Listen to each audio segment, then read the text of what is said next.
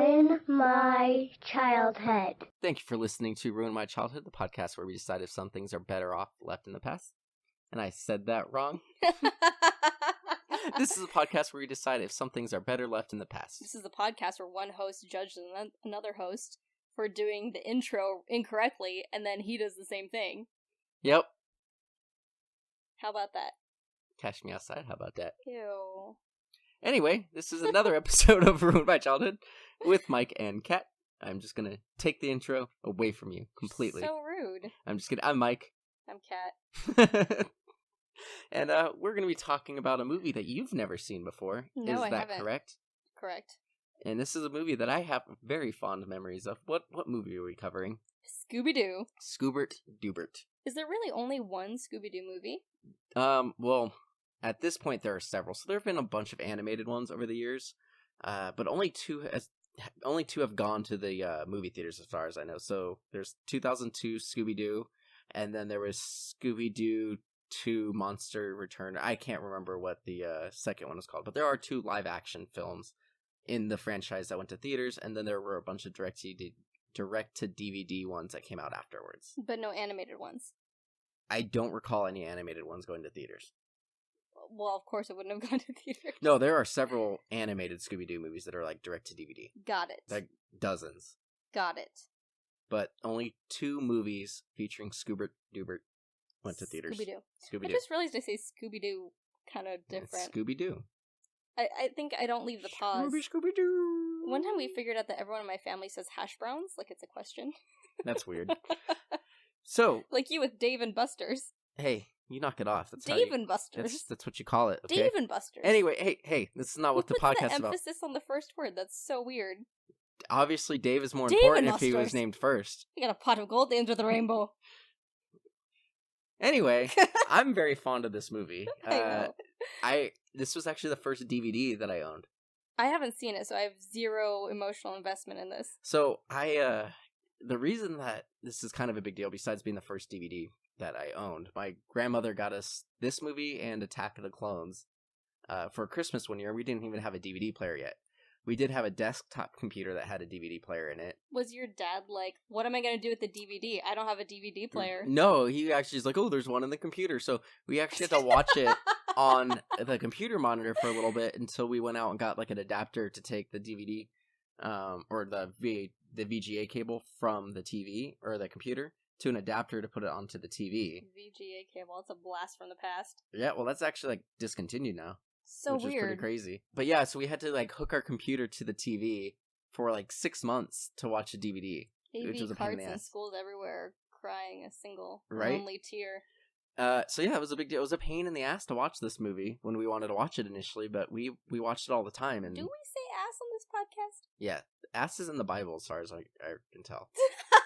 But is it different when you're talking about a donkey? This is a pain in the donkey. Or is it like, pussycat is okay, but you can't call a vagina a pussy? I think you can say that now on TV. Pussy? Yeah. Pussy. Pussy. So anyway, the other reason this was a big deal to me, obviously, Steven, my cousin, he was a big fan of Scooby Doo. And he looked a bit like Matthew. He looks a lot like... he didn't look like him. His son looks a lot like Matthew Yeah, Lillard. Christian looks a lot... I think Steven would look a lot like Matthew Lillard if he was a little skinnier. He was a big dude. Was a chunk. Lovable chunk. Yeah, he's the best. And then also, this movie introduced me to Isla Fisher. She's in this movie, and I thought she was super hot. And she is super hot. She is super hot, and she's in this movie, and I'm like, who's that? She has the world's most perfect breasts. Does she? That's a line. I have the world's most perfect breasts. And what? I thought you should know that. I don't know. Something where she plays a total tart. Huh. Interesting. It was great. Well, I don't remember I'm the movie, looking but I forward to remember watching her. But what's weird is I watched this movie so much as like a teenager. This movie came out when I was like 13 years old. And when I started working at the movie theater, the day that we grand opened, the second movie came out. So like my first week at that job was ushering this movie, the sequel to this movie. So I really liked it back then, but I have not watched that movie since I moved out of my parents' house in 2010. So it's been like 9 years, at least 9 years since I've seen this movie. And I'm really excited to go back and watch it. All right. So we should read some comments from our loyal listeners. Our adoring public. Hannah Mayer said, the only things I remember from the fever dream of that movie are Scrappy Doo pissing on Daphne and Shaggy's love interest being named Mary Jane. What? What happens? I don't remember the Scrappy thing, but yeah, Mary Jane is Isla Fisher's character. Got it. Alright, so I've got a comment from BS and Craft Beer, and it goes like this. Although I don't remember much about the movie, I remember watching Scream years later and exclaiming, Zoinks, it's Shaggy! That's right, Matthew Lillard's the killer in Scream. Got it.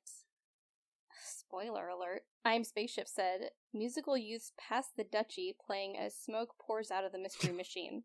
Seriously? Because Shaggy and Scooby are barbecuing. Yeah, so this movie, I mean, there are a couple different smoke things. Of course, Scooby and Shaggy are like total foodies.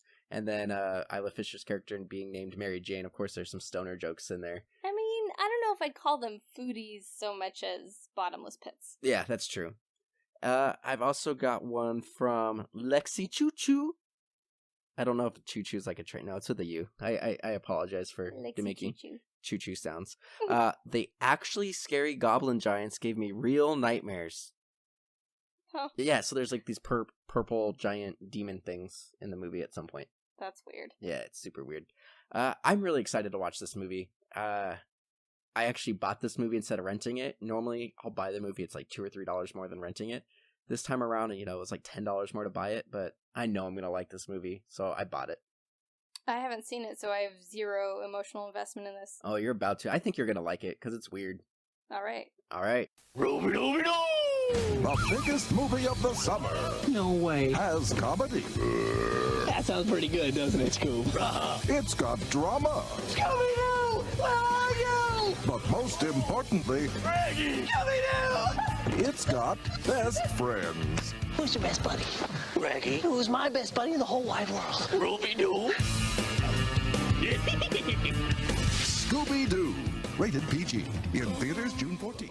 So, we just watched Scooby Doo. And what did you think? You've never seen it before. That was hilarious. It's so good, right? I had a lot of fun with it from the beginning, and I kind of forgot about the beginning part of the movie. I guess we should summarize it before we get into it. Yeah. Go ahead and summarize it. There's no way I can summarize that. Do it. I can't. All right, fine. I don't know why I ever argue with you. I hate doing the summaries. So, basically, in a nutshell, Mystery Inc. has been around for a little while, I'm assuming, in this world. They're at this, like, toy factory, and they're taking off.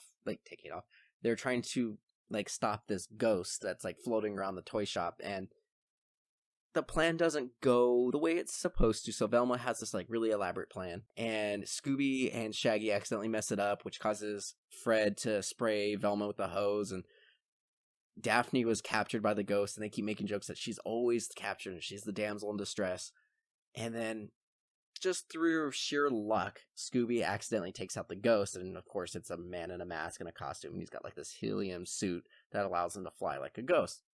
Pamela Anderson like shows up, drives through a wall in the Mystery Machine like van, and like a news crew follows, and they ask like, "Hey, how did you do it?" And Fred takes credit for the whole thing, and it ends up creating like a rift between the team, and it fast forwards to 2 years later after they quit. Shaggy and Scooby are like in the van, and you just see smoke pillowing out of the van, and you think they're getting high because it has the Patch the Duchy song. And as one of our listeners pointed out, and they're just eating. They've got like a barbecue set up in their van, and this guy shows up, and he says, "Hey, we'd like to hire you to come to an amusement park. We think it might be haunted, and we want you guys to kind of solve the mystery." And Shaggy and Scooby are like, "No, we're not going to do it." And the guy's like, "We'll give you $10,000. He's like, "No, we're not going to do it. Unlimited food." So they agree to go, and then at the airport, they run into the rest of Mystery Inc., and it seems like Daphne and Shaggy kind of want to get the group together, but Fred is like, "No, people are watching. I'm not going to give you guys like a high five." So they agree to try to solve the mystery each on their own. And that's kind of how the movie starts off. They all go their separate ways to try to solve the mystery. Inefficiently, and then they end up together, and it turns out that maybe the supernatural is real after all. Nah. That first scene. Yep.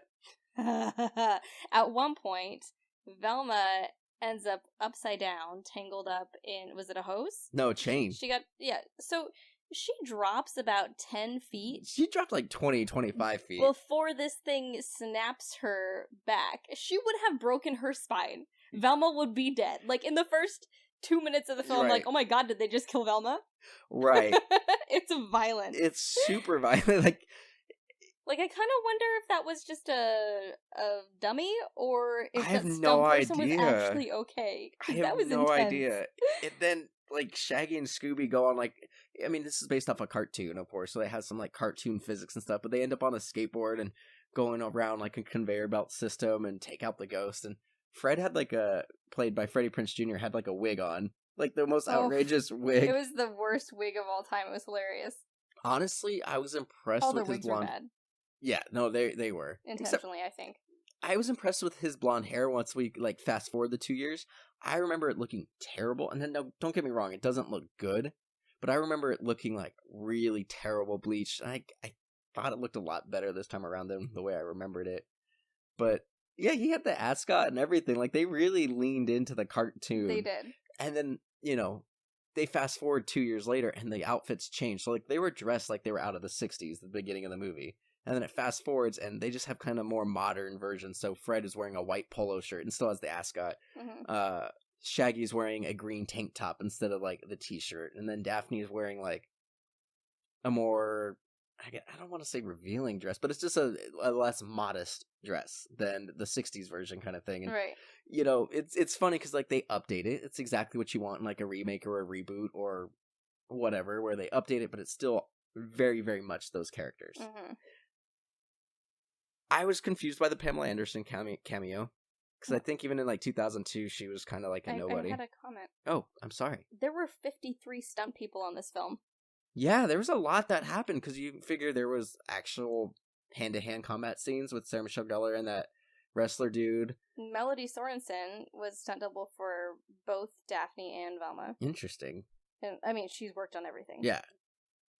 Yeah, that's pretty intense. They, let's see, there was that scene where Shaggy is inadvertently fighting people in the cave while he's dancing. You have Fred is, like, he uses a hose as a weapon at one point in the movie. You had people getting thrown around. Like, there's a night where, like, people possessed by demons are, like, literally throwing people. There was a lot of stuff going on in this movie. It was a violent film. Yeah, so the thing that's crazy about this movie is they wanted to make, like, a rated R version initially. What? Yeah, so James Who Gunn... are they going to market it to? So James Gunn wrote is this a movie. psychopath. Right. So apparently, like, this was going to be much darker. Shaggy and Scooby were actually going to be stoners. Velma and Daphne were going to be in a relationship, like, on the down low. Like, on the down low. And it was supposed to be a little bit edgier. In fact, that was their intention. But once they got Sarah Michelle Gellar, Matthew Lillard, and Freddie Prinze Jr., who were kind of like the teeny bopper stars at the time, they decided to, you know, reel it in a little bit. And apparently, even with the script that we got, even with the movie we got, the initial cut was rated R because of cleavage, and they had to, like, use CGI to cover stuff up. What? So I don't know what or where that happened. What were they thinking? Like, this is a pretty big budget movie. Right. How on earth do people go into a boardroom and decide? Like, I mean, they must have been very successful at the time for the studio to take a chance on that pitch. Right. Well, James Gunn had only been writing a few things. I think this was prior to his... So James Gunn's biggest movie he did before he was able to start doing his own things was Dawn of the Dead. So he was pretty new, as far as I know. He wrote Dawn of the Dead? He wrote the Dawn of the Dead, the Zack Snyder one.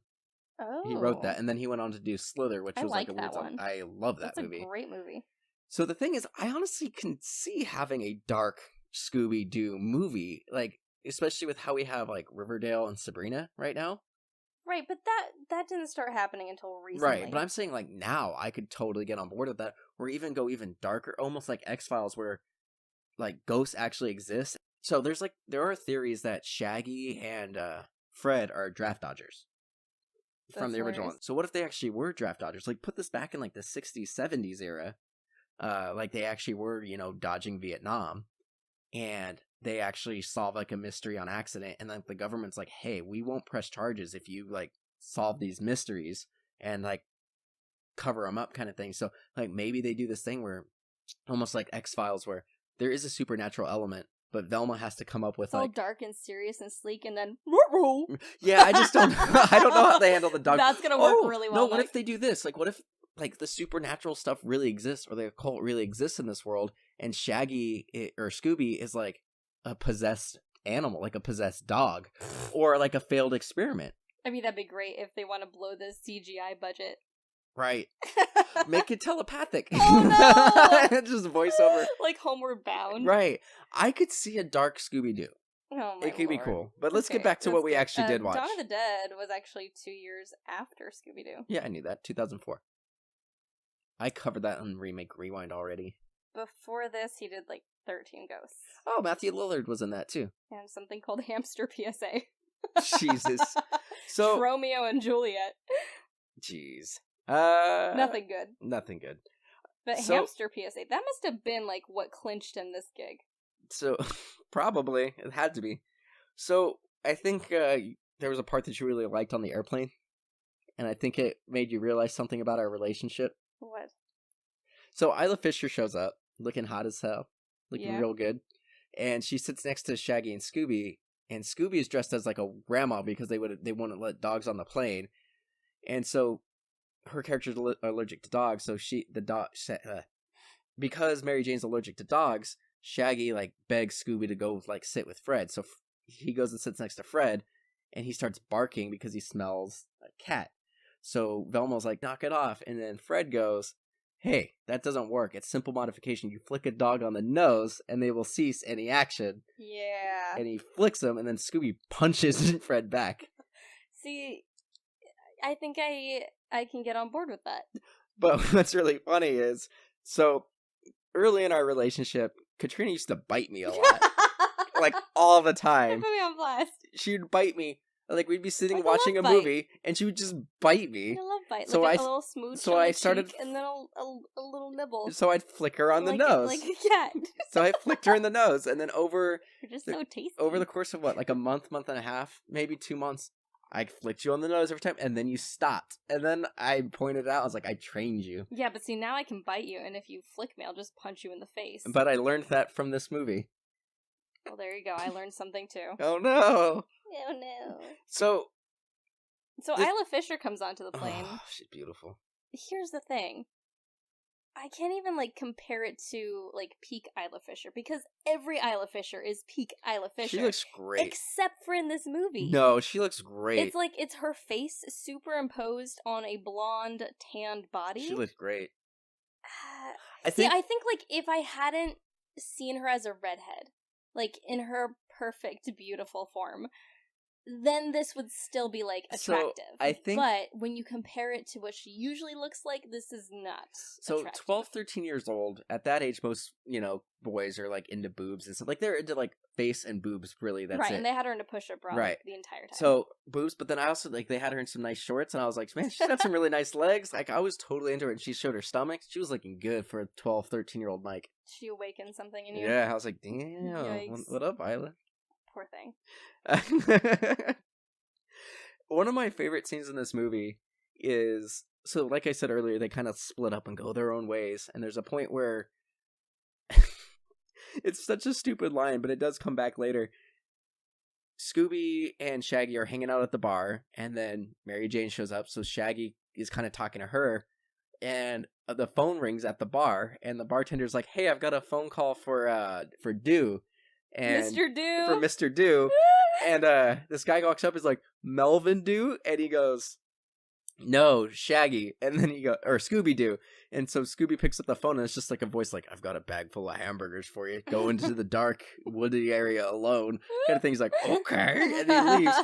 And then, like, it comes back later. So there's a point where most of the main cast gets possessed except for Shaggy, and then he finds this like cauldron that has like all the souls, and he picks up Melvin Doo and then puts him back in. It was really funny. But yeah, Melvin Doo, and it's just a stupid throwaway line, but I thought it was hilarious.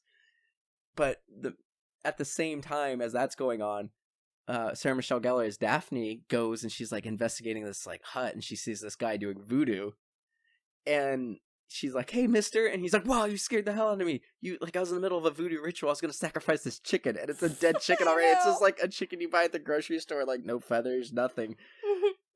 It's just stupid little things like that, and then like there's this whole thing like he says, "Don't go to the castle." She's like, "You want me to go to the castle?" He's like, "No, I literally told you do not go to the castle." She goes, "Yeah, but you're creepy.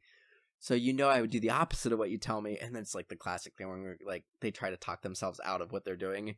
But it's just stupid little humor like that, and it works. Like, it's a dumb movie. Like, it's really dumb, but all the actors they play it straight. Like, it just works. I love it. What are some highlights for you? Isla Fisher eating Scooby snacks. Yeah. Oh, man.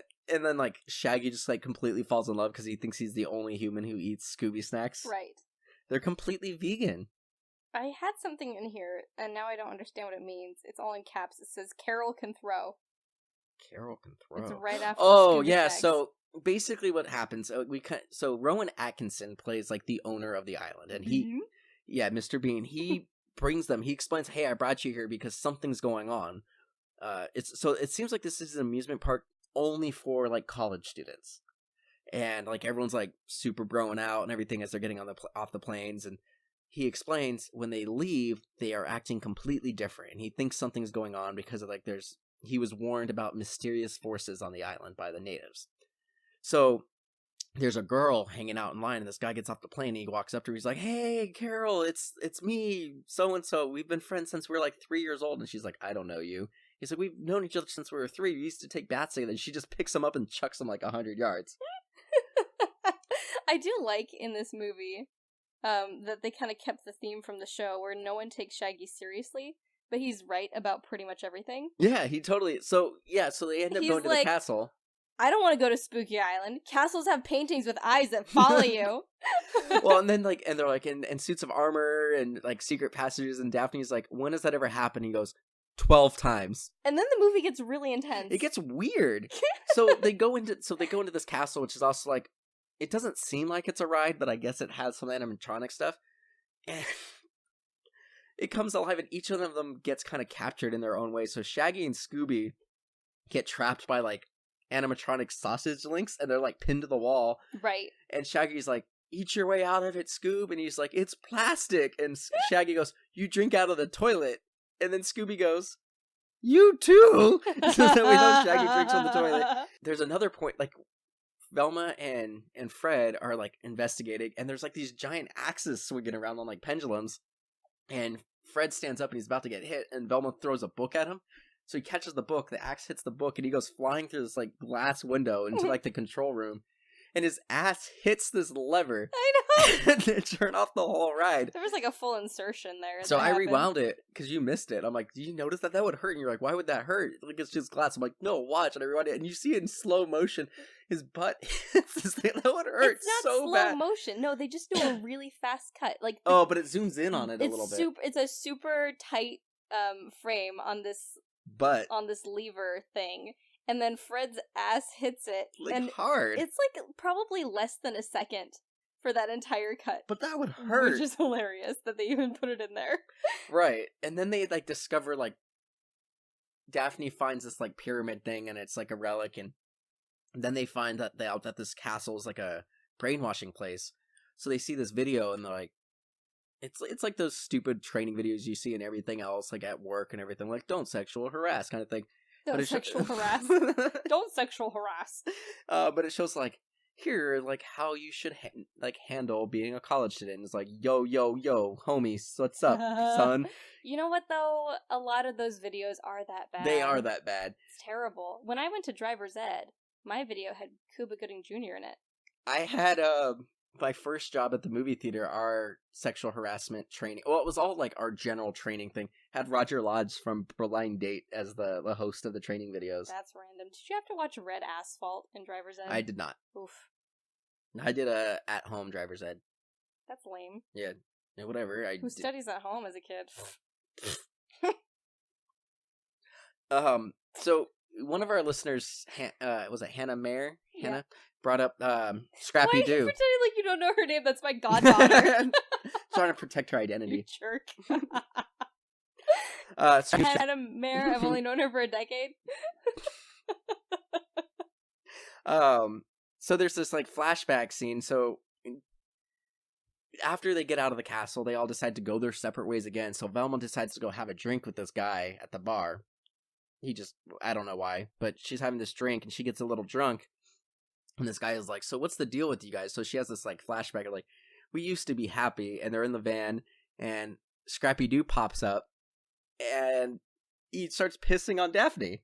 Yeah. And so Fred goes, hey, I told you, no peeing on Daphne. Like, is he just incontinent, or No. is he actually marking her? He's marking, that's what he said. So it goes like this, Fred goes, knock it off, I told you not to do it. He goes, like it was an accident. He's like, you're marking her territory. And he goes, you don't have the scrote for this job. Oh, God. And then they throw him out the van. Half of the rest of my notes are, I hate Scrappy. Right. No, Scrappy was perfect. I hated Scrappy in the cartoon. Absolutely despised him. Puppy power! The worst. Like, that actually just made me a little bit nauseous, what you just did. And they managed to replicate that perfectly in the film. Right. But I like that they poke fun at it. Like, they're acknowledging that Scrappy is annoying. the worst character Well, of all time. They all dislike him, and he goes, you know what, it's time we hash this out. Like, I should be the leader, and they just throw him out the van. Right, it seems like they just kind of off him there, and Right. then that's it. Right, so you think that's it. Well, then demons attack. Like, these giant purple demon things, like, burst through the hotel. It's so random. Well, we did get a brief kind of image of one earlier. So when Scooby goes off into the woods for the bag full of hamburgers, one does attack him, but he doesn't quite know what's going on, and he accidentally slingshots one. So he ends up telling Shaggy about it, but right as he comes out of the woods, and he's like, there's a monster coming, some guy in a costume shows up. So at this point, we're supposed to think that maybe Scooby was hallucinating, but all these demons come, and like they destroy the hotel. They really do. They end up taking out Scooby, Daphne, and Velma. They all get captured and go off, and then Shaggy runs away and with Scooby, and they wake up on the beach the next day, and everything's perfect. Right. And so what was interesting is I asked you, I'm like, does this happen all the time? Because we know people are possessed constantly. I'm like, does this happen all the time? Was this a one-off thing because Shaggy and Scooby are there? And it turns out, no, this happens all the time. They just destroy the hotel and clean it up every day. Scabby and Shuggy. Scabby and Shuggy? Is that what I said? You almost did. Oh. But then the movie just kind of like Sugar Ray's there randomly. Oh, God, I cannot stand Mark McGrath. He's one of those people who was a celebrity for like 2 years, and then he was kind of like Dancing with the Stars status for the He's next like Mario Lopez. 20 years. And he is riding that for as long as he can, and obviously loves it. He does the Entertainment Weekly or Entertainment Tonight or whatever with like Mario Lopez. They have like the same career basically. He's one of those people where he has absolutely no shame as long as he's still in the limelight. He's been in several of the Sharknado movies. Yikes, seriously? Yeah. Oh, he's the worst. So it's just like got a punchable face. So at this point, Shaggy and Scooby kind of get in a fight, and they like go through like this ATV chase, and it's like a really creepy scene. So like Fred and Velma are possessed, and they get like a group of college students to start chasing them through the woods. And Shaggy's on one ATV, Scooby's on his own ATV driving somehow. And you see Isla Fisher. Can you drive an ATV without bumps? No, it's all throttle. I mean, no, you can't. You can train a cat to flush a toilet. That's different. It's just pushing. It's not gripping and twisting. They've got grips on the thing. No, it would just stick to his little toes. No, you couldn't do it. I think you. So could. Anyway, Isla Fisher's on the back of Shaggy's, and her face just hits a tree. You see her head bend way back, and her face is all messed up, and she's possessed. God, Mike, it just spit all over my Good. face. That's how you know it's good. So Shaggy and Scooby get in a fight because Shaggy doesn't believe Scooby. Scooby falls through a trap door, and then Shaggy decides he needs to go after Scooby and forget the girl. Kind of thing, right? So that's when Shaggy finds the vat of souls, and he just cherry picks his friend's souls out, like, leaving everybody else. Rude. And we get this weird like body swap moment. So because he gets all the souls out, Fred ends up in Daphne's body. Daphne ends up in... Whose body did Velma was in her body, but Fred and Daphne switched. And so they have this thing like, hey, I could look at myself naked. And then it keeps switching randomly. So Velma has this thing like string theory or whatever. Like, we're going to randomly switch until our bodies end up in the Eventually. right. So there's a point where Shaggy ends up in Daphne's body. He's like, oh, yeah, Daphne. He's like, oh, Daphne, what's wrong? Don't you ever eat? It's like, and she did look very skinny in this movie. She was very skinny. And then the movie just kind of like, they agree to team up and they're going to work on, they figure out exactly what's going on. They find out that Scooby's going to be a sacrifice. And they have this, they find out. But Scooby's kind of down with it. Well, he's not, he doesn't know what sacrifice means. Right. So they figure out that the demons need humans so they can be out in the daylight. Because when their souls got pushed back in their body, the demons' bodies went outside and got burned by the sun. So they have this really elaborate plan. They're going to drop this, like, disco ball into, like, the cave and, like, have mirrors shine the sun in it. And then, once again, just like the beginning of the movie, Shaggy kind of messes up the plan. Everything falls apart. And everybody gets captured except for Shaggy. So Shaggy ends up having to put on, like, a costume. And he goes and tells Scooby, like, you're going to be a sacrifice. And he's like, and he goes, yeah, I'm a sacrifice. And he's like, no, that's a bad thing. And then we find out that Rowan Atkinson is actually Shaggy in a human robot suit. It gets so weird. It gets really weird, and then he becomes. They start the sacrifice, so he gets a bunch of like souls into Scrappy's body. Scrappy goes like full rogue in this. Like he's like evil. He's evil. Scrappy. And so like the whole point is he wants these demons to take over the entire world. Like he wants to destroy the world. Yeah. It's insane, and then he becomes giant, and because he consumes a bunch of souls. He does like a roid rage thing. Yeah. And then, yeah, that's kind of the end of the movie, and they kind of redeem themselves, and they get back together, and like the news crew comes like, hey, you solved the mystery again, and Fred like decides not to be a narcissist and let Velma take credit for everything. Why did the creatures speak English? That was kind of weird. That was so that was part of the training, the brainwashing video. So the very first line, they welcome to Spooky Island. This language that I'm speaking is English. And then it went into the this is how college students teach, or college students act. Mm-hmm. And I mean, we brushed through a lot. Like, this movie was hilarious. It had cartoon physics.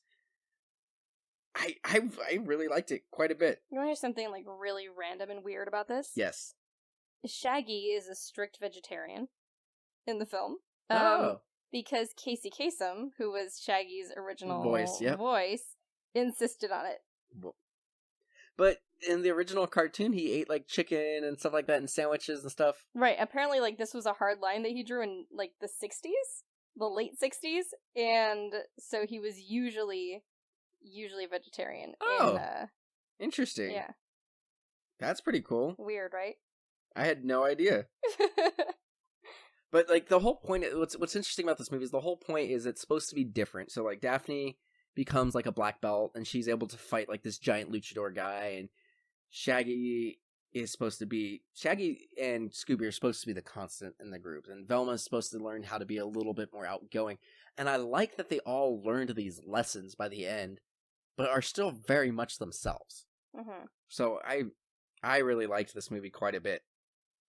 Matthew Lillard. Like, perfect. He was freaking perfect. But he also probably did some permanent damage to his vocal cords for this film, because originally, when they started production, he would scream to get his voice hoarse to make it perfect to do Shaggy. Weird. And eventually, it kept wearing on him too much, so then he just kind of had to imitate what he sounded like, which either way is really, really bad for your throat. And then he did another movie. Yikes.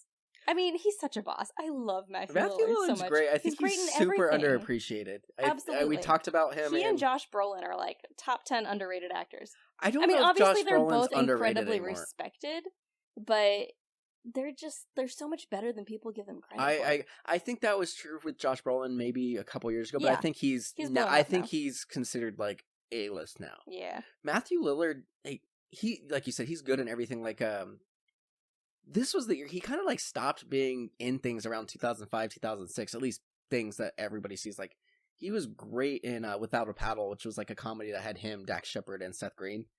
He was like the best part of that. We've already talked about how great he was in She's All That. Mm-hmm. And 13 Ghosts, he was a little bit more serious in that movie. And like he's great in that movie. Yeah. I agree. He's very. I definitely think he was the stronger component, but in the Freddie Prinze Jr. Matthew Lillard relationship, like dynamic duo. But of course, Freddie Prinze Jr. got all the glory. Yeah. Bastard. I don't have anything else to talk about this movie. Like it's very entertaining. Apparently, the band Weezer was invited to be in the film and turned it down. Oh, so Freddie Prinze Jr. didn't want to do this movie, Right? So They wanted for whatever a couple, reason, the a real director couple. really wanted a real life teeny bopper kind of couple. Okay, I feel like the entire brainstorming and pre-production of this film was just like a bunch of them getting high. Probably, but yeah, they really wanted a real life couple.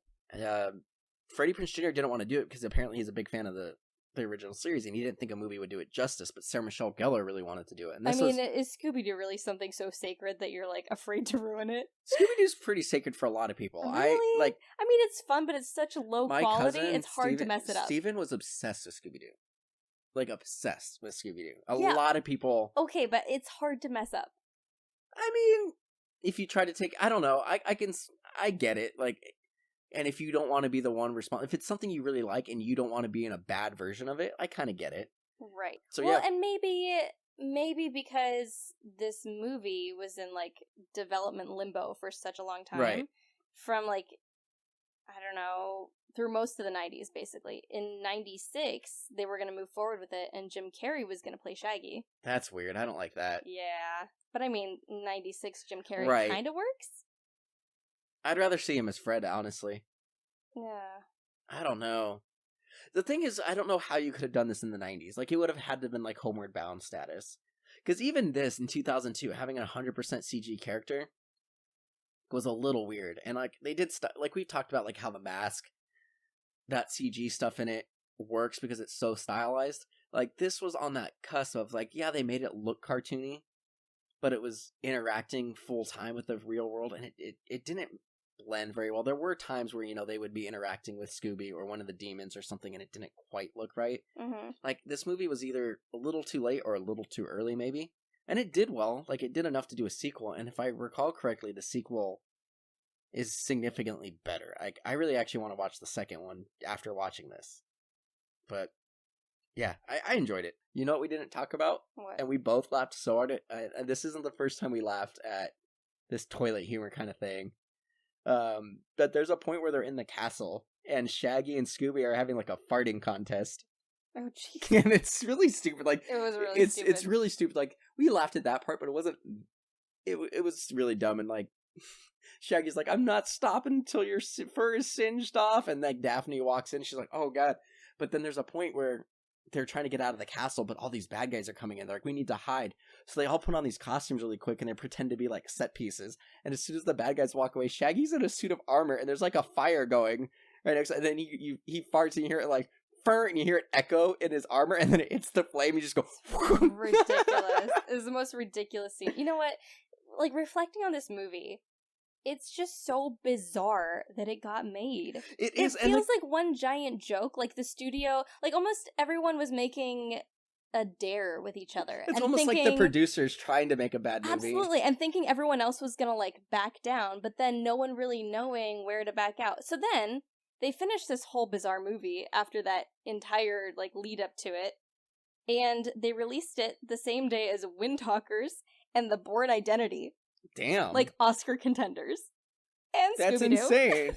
What were they doing? This had to be some kind of a scam to just, like, launder some money. I can't think of any other reason. Or maybe there was a thing where they were going to lose the rights and they just needed to make something. There had to be. Because it's weird. We didn't even talk about Linda Cardellini playing Velma. I think she was perfect for Velma, too. She was. Because she really was. Janine Garofalo was originally going to play Velma when Mike Myers was kind of heading up the project. Mike Myers, what was he going to be? Was he going to be Fred? I don't know. I think maybe he was, like, producing or directing or something. Interesting. Janine Garofalo as Velma, I think, is pretty solid. Yeah. I think that's good. Did you see who would have been Daphne? No, I didn't. But Linda Cardellini was great. She did the voice. I really loved the point where, like, when the demons are attacking and she gets captured because she just assumes it's a person in a mask. Because she, like, walks up its giant and he's like, these things are all, like, 12 feet tall. And, like, she, like, grabs it by the face, climbs up its body, and starts, like, yanking on it. Like, really neat mask. I love that they didn't take any of it too seriously. No. And they matched the performance of the cartoon pretty closely. I agree. Like, they made it just barely real enough where they're not robotic. Right. And it's not super awkward, but it's also just completely, absolutely Scooby Doo. I think the weakest link in this, by far, is Freddie Prinze Jr. Like, Daphne, even Sarah Michelle Gellar wasn't that great in this. I think when you look at Velma and Shaggy, I think those two are like the shining stars in this. Uh-huh. The I thing think Freddie Prinze Jr. seemed bored in most of his movies. He did, and the thing that I didn't like about this characterization of Fred is I don't think they could tell what to do, because, like, obviously he's supposed to be the leader, and in the cartoon, I mean, it was very formulaic. It was always just like, me and Daphne are going to go here, Velma you're going to go do her own thing, and Shaggy and Scooby, you go do your thing, right? He's just there to get all the glory. Right. Basically. But in this version, like... And I think that was the point of right. it, that he doesn't really do anything. But in this version, they tried to make him both seem smart and stupid, and I didn't understand that, because there's a point where, like, when Scooby is dressed as a grandma, and everyone's like, only an idiot would fall for this, and he's like, hey, who's the ugly broad? But then he's also... like taking point on stuff, and then he also is like behavior modification and flicks like there are points where they try to make him seem smart and other points where they try to make him feel stupid, and then later on when they like he's the one who comes up with the plan, and it's actually a pretty solid plan, but he's stupid too, because then when they get caught again, like they pretend to be possessed still, and there's a point where they're doing this like dance, and Velma and Fred are pretending to do the dance with all the possessed people, and then the music stops, and Fred keeps going. He's like, yo, dogs, you forgot the next part of the dance. We do the electric slide, and then the shuffle. And it's like, I don't feel like they really could figure out what they wanted to do with him. Right. So I'd say that's the weakest part of the movie, but overall, really enjoyable. I honestly, it seems like he was probably not really feeling acting at this point anyway, because I think this was one of his last live-action projects. Right, because he disappeared for a little bit. Yeah, he did a lot of Star Wars stuff, Star Wars Rebels. He does voiceover, and apparently he was in that Olay commercial that Sarah Michelle Gellar did. Oh, weird. For the Super Bowl and, that my friend was in. He did a guest spot in, like, Psych in, like, Season 2 or Season 3. He doesn't do a lot. I mean, he's working a lot as a voice actor. Robot Chicken, I know he does a lot on that. Like, that's the ideal career right there. Right. All these animation he's constantly credits. Working. Yeah. Low pressure. He's doing it right. Good for you, Freddie Prinze Jr. Good for you, Freddie. Good for you. Good for you. All right. I actually really liked this. It was enjoyable. It was Would dumb, you watch the sequel? But yes, just for fun? I'm going to watch the sequel. Yeah, I mean, I really want to watch it. It's going to happen. I kind of want to just buy that one, too. You know, I don't know that I would have enjoyed this when it came out, but I think now I can appreciate the absurdity of everything. Yeah. And it also, like, just knowing and seeing how everyone else's careers have progressed, especially James Gunn, it really casts this in a very different light than I probably would have seen it. That's fair. So I'm going to say, I mean, obviously your childhood's going to be ruined, but I'm going to say my childhood's not ruined. I thoroughly enjoyed this movie. Yeah. And it's not very long. It's only an hour and 26 minutes. It's a good watch. It's fun. Yeah, quick and easy. Yeah, like me. Like my high school girlfriend. No, I'm just kidding. I didn't. I didn't bang my high school girlfriend. All right then. So what are we going to be covering on our next episode of Ruin My Childhood? Speed. We're going to do Speed. We're doing Speed. Keanu. I'm always a fan of Keanu. Sandy. Young Sandy. She was so cute back then. I remember that being a great movie. I'm looking forward to that. I'm looking forward to the bus jumping. Heck yes. Who directed Speed? I don't know who directed it. I think it's someone who directed something else that we covered recently. I mean, we'll look that up. Catherine Bigelow? No, that's she did Point Break. She did Point Break. But we'll figure that out and talk about it on the next episode. Yeah. All right. So where can our listeners find you, Katrina? I'm all over the internet at Katrinaosity. Check out her YouTube. Woo. Check out our YouTube. Also, we haven't asked for this in a while, but leave a review on iTunes or Apple Podcasts, whatever. Yeah. Like and share our episodes. If you like this podcast, share it. Otherwise, tell people we about have no reason to keep doing it. Yeah. Tell your friends about it. Realistically, if no one's listening. I mean, people are listening, but we could always use more. Yeah. And if you want to support the show, you can also check out patreon.com/MDXpods. Chip in $1. It helps us out a lot. We have web hosting. We got to pay to watch the movies because we don't pirate the movies. Katrina's an actress, and we believe in paying for people's art. And, help us do that. Yeah. Please and thank you. Thanks for listening. Thanks for listening.